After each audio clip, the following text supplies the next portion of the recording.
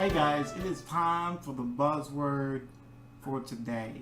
And in the previous video, we began a three-part series that I'm calling Dog Eat Dog.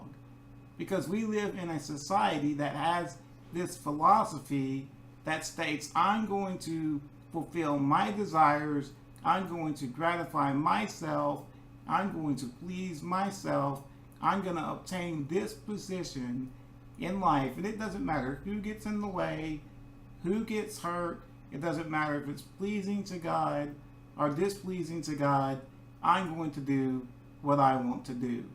And we discussed that we see this happening in our political debates of today. We see these political candidates who get up on these stages and put down the other person and say what they need to say in order to get elected. And we discussed that this idea and this philosophy sometimes creeps into Christian churches and into Christian communities. And we saw in James chapter 4 that the answer and the solution to this dog-eat-dog mentality is humility that leads to grace.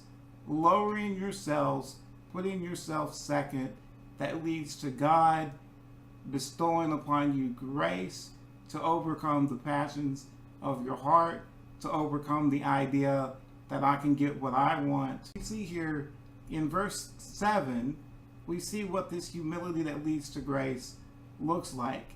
And it says, submit yourselves therefore to God, resist the devil, and he will flee from you. And what that therefore is connected to the previous thought that says, God resists the proud, but gives grace to the humble. Since God gives grace to the humble, therefore submit yourselves to God. And that word submit is a military term. It has the idea of falling in rank behind a superior. Jesus is our commander-in-chief. He is our superior, and we get in line underneath him, second in rank. He's number one. We are number two. We are following him through this life. We are following his commands. We are obeying his word, or we should be. If you're not, then that means you are proud. And God is going to resist you. But he gives grace to the humble. And the humble are submissive to his will. Not only that, the humble also do this. Resist the devil, and he will flee from you. This is the idea of standing against someone. Instead of allowing the passions of your heart to win, you stand against that dog-eat-dog passion in your heart, that dog-eat-dog mentality in the world. You stand against it, and the person who is behind it is Satan, devil, diablos. James chapter 1, verse 13 says this, let no one say when he's tempted, I'm being tempted by God. For God cannot be tempted with evil, and he himself tempts no one. But each person is tempted by the diablos, by the devil, when he is lured away and enticed by his own desires. Then desire, when it is conceived, gives birth to sin, and sin, when it's full grown, brings forth death.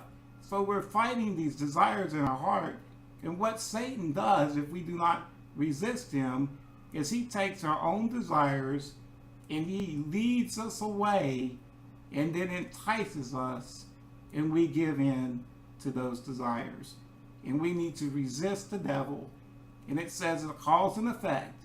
You resist the devil, he will flee from you. And the last part we're going to look at today is verse 8. Draw near to God, and he will draw near to you. John MacArthur said it this way, pursue an intimate love relationship with God. The characteristics of the humble is someone who pursues an intimate relationship with God. Now this draw near to God draws on the idea of a priest. In the Old Testament, the priest drew near to God on the behalf of the people. Now, all believers are called priests unto God. So we all can draw near to God, not just the priest, but we, through the blood of Jesus Christ, can now draw near to God. And this drawing near is the characteristics of the humble. The humble are not seeking their own will. The humble are submissive to God's will. They're resisting the devil, and they're drawing near to God every day. And that is the cure to the dog-eat-dog world.